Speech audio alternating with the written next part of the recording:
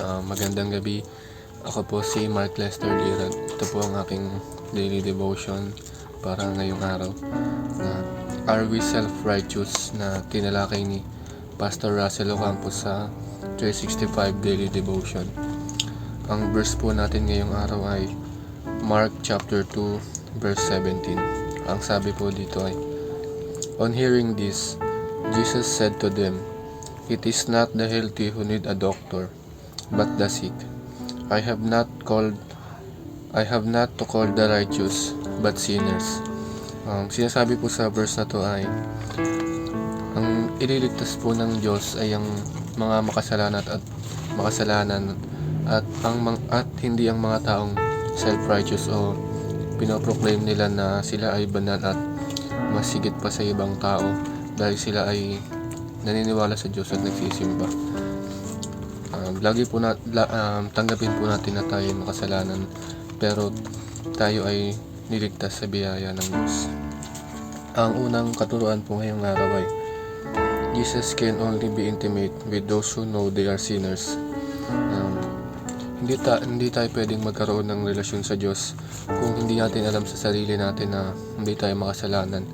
Kung kiniklaim lang natin na tayo ay mabuting tao, dahil ang ililigtas ng Diyos ay ang mga taong makasalanan at tanggap nila sa sarili nila na sila ay makasalanan, at hindi ang mga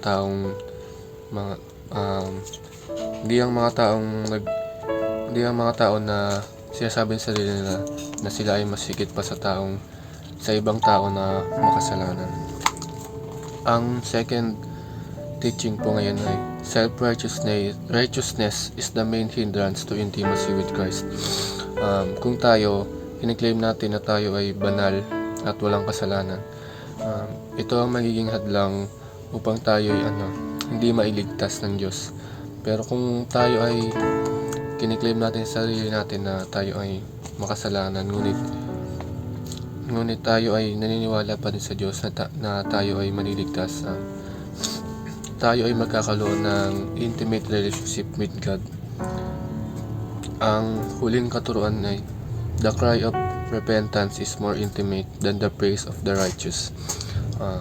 Ang taos-puso nating pagsisisi sa ating mga nagawang kasalanan ay papakinggan tayo ng Diyos kaysa sa pagsasabi sa Diyos na ikaw ay banal at walang kasalanan. Ang application naman ngayong araw ay do not be self-righteous. Huwag nating tignan ang sarili natin na banal o higit pa sa ibang tao kaysa sa ibang tao na nagsisimba. Dahil kung ikaw ay magiging self-righteous, hindi ka pakikinggan ng Diyos dahil iniisip mo na masigit ka sa ibang tao na makasalanan na hindi naniniwala sa Diyos.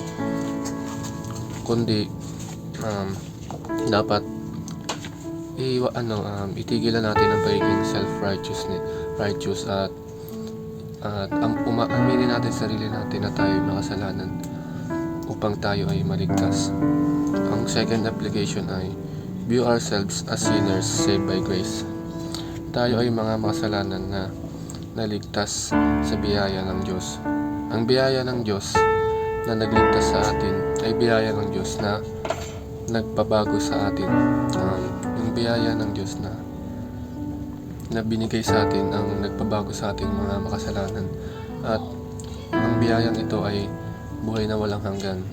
At kung tatanggapin natin ito ng buo at tatanggapin din natin na tayo ay makasalanan, tayo ay maliligtas ng Diyos at makakasama natin siya sa langit. Ang huling application ay never stop approaching God no matter how grave our sins are.